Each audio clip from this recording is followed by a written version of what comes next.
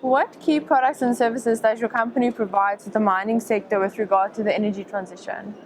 So our focus has been for a long time on a combination of feasibility studies, well, everything from exploration through to concept, to pre-feas, to feasibility studies. We've also do a lot of due diligence work and independent engineers reports. So we do a combination of helping companies design projects and plan projects and exploration. And we also help reassure investors that what they're investing in is what they think they're investing in. And that's pretty much across all minerals, whether it's battery minerals or whether it's some of our gold and PGMs and diamonds, areas we've worked in for a long time. Great.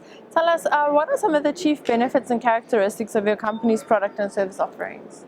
I think there are a couple of key aspects. So the one is that we've tried to design a company where people work not only in a multidisciplinary fashion, but also where they work across generations. So we try and have, we match people up with people of varying experience levels. So we get a lot of new ideas and a lot of sharing of experience.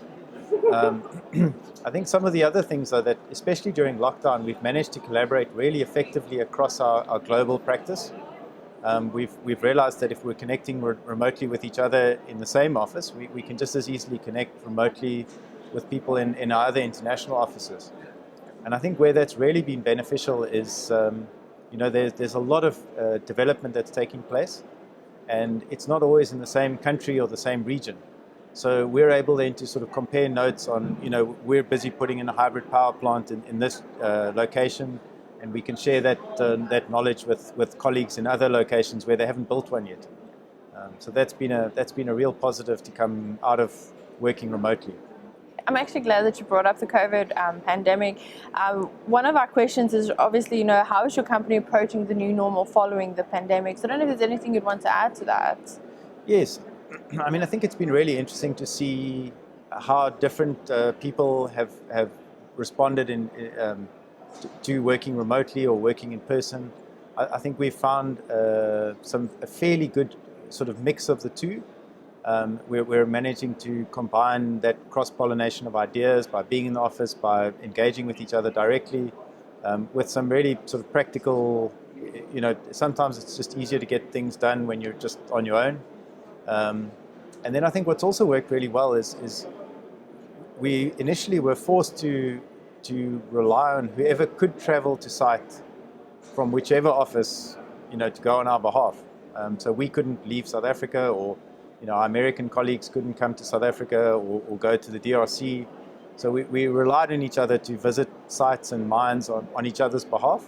That's built some relationships. It's also helped us, we've also realized some benefits of traveling with people who speak the language, know the location.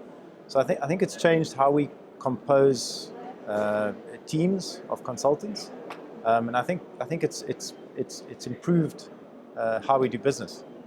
And I just want to add, I think the mining industry has done exceptionally well in its response to COVID.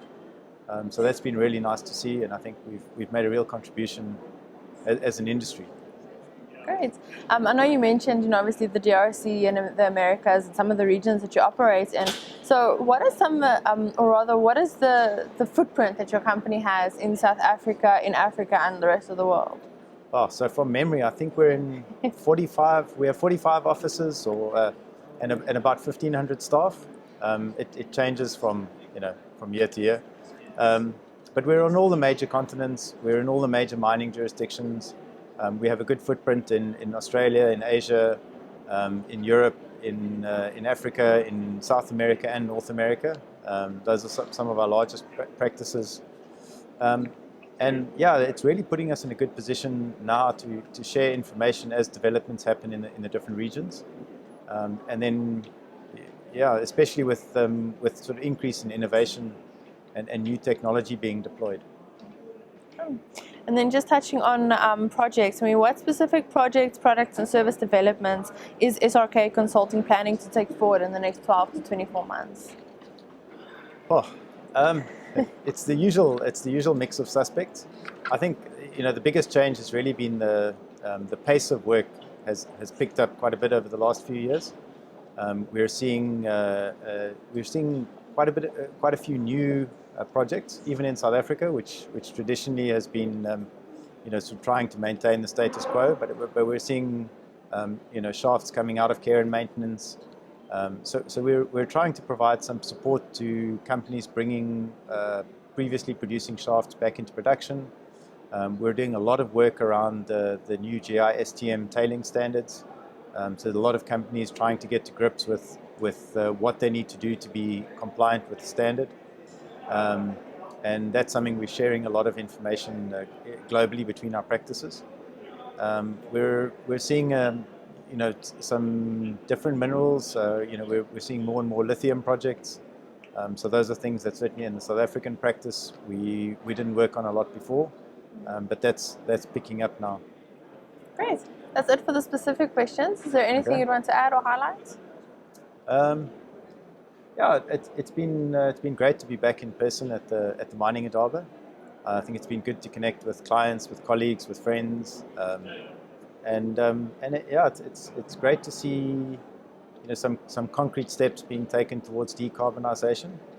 I think we've got a lot of work to do. We're expecting to see a lot of development and a lot of work around mines looking to decarbonise. So we've been upskilling ourselves in that area, and I think